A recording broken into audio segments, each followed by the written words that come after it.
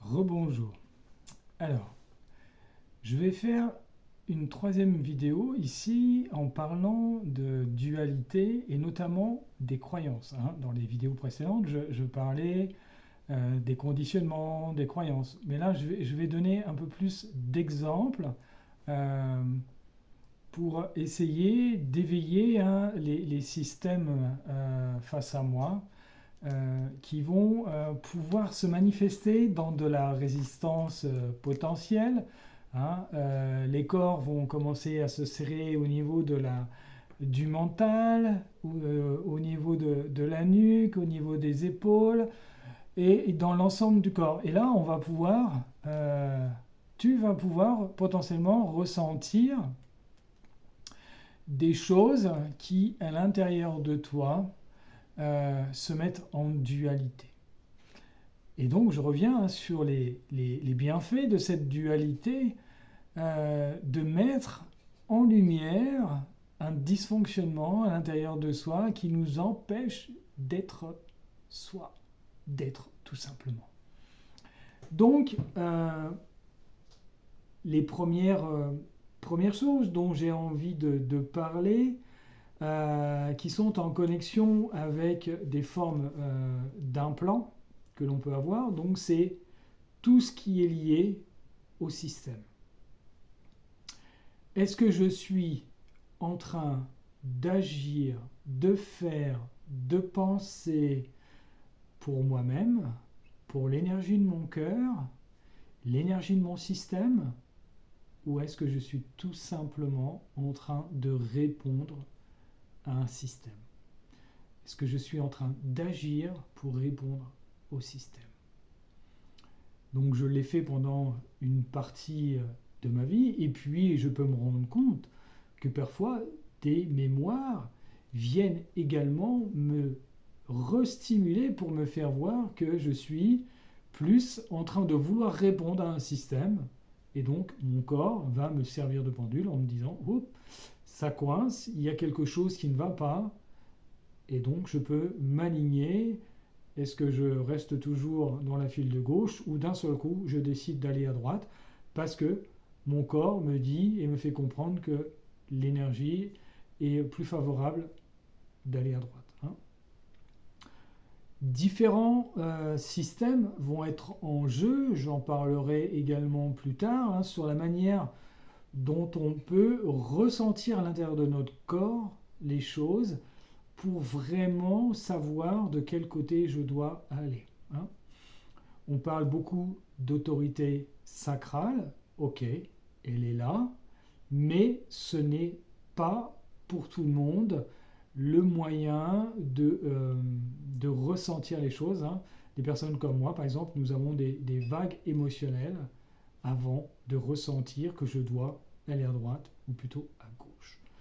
D'autres personnes n'ont aucune boussole à l'intérieur d'eux. C'est pas beaucoup, ça représente 1% de la population, mais en fait ces personnes n'ont pas de boussole à l'intérieur et donc pas de moyen immédiat pour ressentir, à part l'instinct de survie, qui peut être là, et donc l'instinct de survie, il est connecté à une structure mentale. Il est connecté à un système de croyances. Je vais être barbare, mais c'est la dualité. Est-ce que je dois tuer cette personne pour survivre? Est-ce que je dois couper cet arbre pour survivre? Est-ce que je dois manger de la viande pour survivre? Est-ce que je dois boire de l'eau pour survivre? Voilà tout ce qu'on va pouvoir trouver dans la pyramide de Maslow, notre besoin primaire connecté à la partie reptilienne de notre cerveau. Et donc, qu'est-ce qui se cache à l'intérieur de ce cerveau, de cette partie, et notamment dans celle-ci, la plus vieille partie du cerveau de l'être humain, qui va favoriser cet instinct de survie. Et donc le système sait très bien utiliser cette partie que nous avons tous, qui est logée en bas du crâne, et c'est pour ça que je expliquais tout à l'heure qu'est-ce qui se passe dans ton corps quand je parle de tout ça. Quelle action, quelle énergie tu peux ressentir. Moi, les premières fois qu'on a pu me parler de ça, j'ai pu ressentir très fortement ces parties qui s'agitaient à l'intérieur de moi. Et ce que je disais tout à l'heure, quand j'ai des stimuli qui peuvent venir à moi, je peux ressentir parfois cette partie s'agiter. Voilà. Et donc, après le système, on a le générationnel, l'ancestral.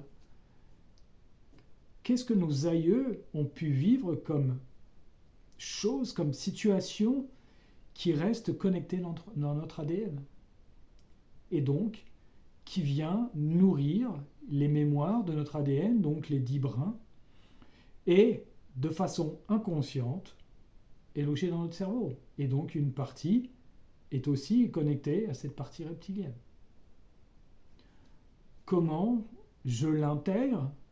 Comment je me dis que j'ai cette partie de dualité à l'intérieur de moi qui peut me mettre dans la dévalorisation, qui peut me mettre dans le sentiment d'exclusion, qui peut me mettre dans les 5 blessures d'âme. Je suis rejeté, je suis abandonné, je suis trahi, je suis dans l'injustice, je suis dans l'humiliation. Comment ces blessures viennent restimuler notre corps et nos mémoires. Le corps physique va nous envoyer des informations, mais les corps qui sont autour de nous aussi, et on peut ressentir ces oppressions sur nous, sur nos organes. Qu'est-ce qui me met en colère au point d'enflammer mon foie, ou ma rate, ou mes reins, mon pancréas, et ainsi de suite, et ainsi de suite. Le corps est vraiment une machine, mais pas forcément une machine que l'on doit mettre en compétition. Certaines personnes peuvent aller tester la compétition, c'est ok. Mais à un moment donné, comme toute personne qui fait un sport, je dirais de haut niveau ou amateur, mais quand on commence à se mettre à vouloir le faire de façon répétitive, on va pouvoir comprendre que le corps est toujours en train de nous envoyer des informations. Est-ce que je peux courir 3, 4, 10 marathons à l'année? Est-ce que, je vais rigoler, c'est la période, même si j'ai aucunement regardé les matchs, mais on entend parler quoi qu'il arrive, les corps qui se mettent en plein soleil, pour aller jouer au ballon, quel état de préparation ils ont dû entreprendre. Le Tour de France également, il faut avoir une solidité, une résistance, une compréhension, une écoute de son corps pour ne pas le mettre en surchauffe, ou sinon ça peut être fatal. Surtout quand on descend après à vive allure. Si on n'est pas à l'écoute de son corps et qu'on ne fait pas, je dirais presque un avec le vélo, ça peut mal finir. Et puis on peut remettre tous ces ingrédients dans tous les sports, je dirais même du sprint, c'est pareil. Est-ce que je suis assez chaud? Est-ce que je suis bien avant d'envoyer, la sauce pour aller le plus vite possible à l'impulsion? Je dois connaître mon corps, je dois écouter les informations. Qu'est-ce qu'il y a de caché quand je me réveille le matin, que je suis hyper fatigué, que j'arrive pas à me lever? Si je suis fatigué, dans notre système spirituel d'analyse de l'énergie, la fatigue, c'est tout ce qui est lié à notre passé. Qu'est-ce qui est connecté dans mon passé, dans mon générationnel, dans mon ancestral? Qu'est-ce qui est connecté à tout ça? Voilà un peu ce système de croyances qui peut être mis en évidence, de conditionnement. Et puis, ce que l'on vit au quotidien, chaque fois que j'entends quelque chose, que je vois quelque chose, que je ressens, hein, par l'ensemble de mes sens. Qu'est-ce qui se passe dans mon corps? Est-ce que mon corps s'ouvre ou est-ce que mon corps se ferme? S'il se ferme, qu'est-ce qui peut être caché derrière? Quelle information peut être cachée, connectée derrière pour avoir ce stimuli?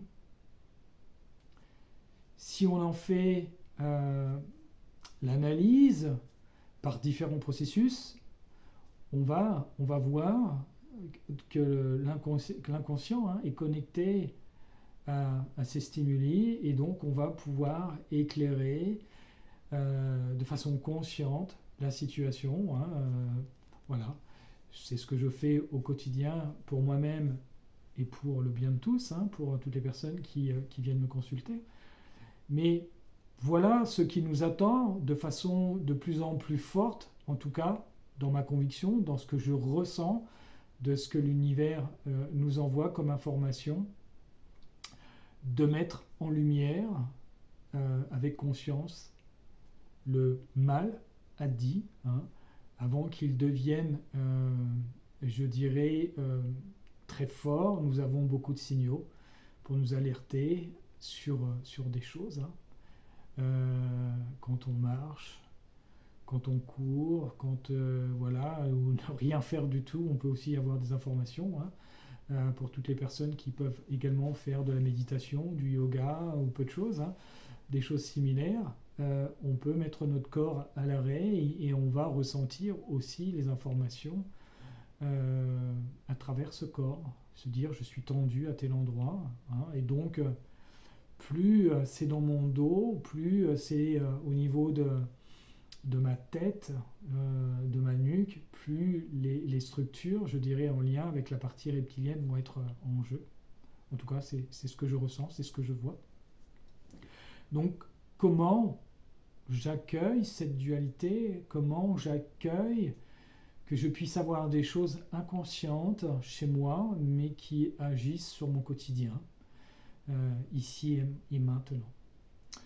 Voilà encore un petit complément d'information dans cette dualité que l'on vit au quotidien et que l'on va continuer de vivre, hein, puisque nous sommes venus pour vivre, comprendre cette dualité, mettre en lumière beaucoup de choses à travers la lumière que nous sommes, dans cet équilibre lumière, obscurité, afin d'en sortir, j'irai grandi à la fin de notre vie, puisque la vie sur Terre est un cycle d'apprentissage. Voilà.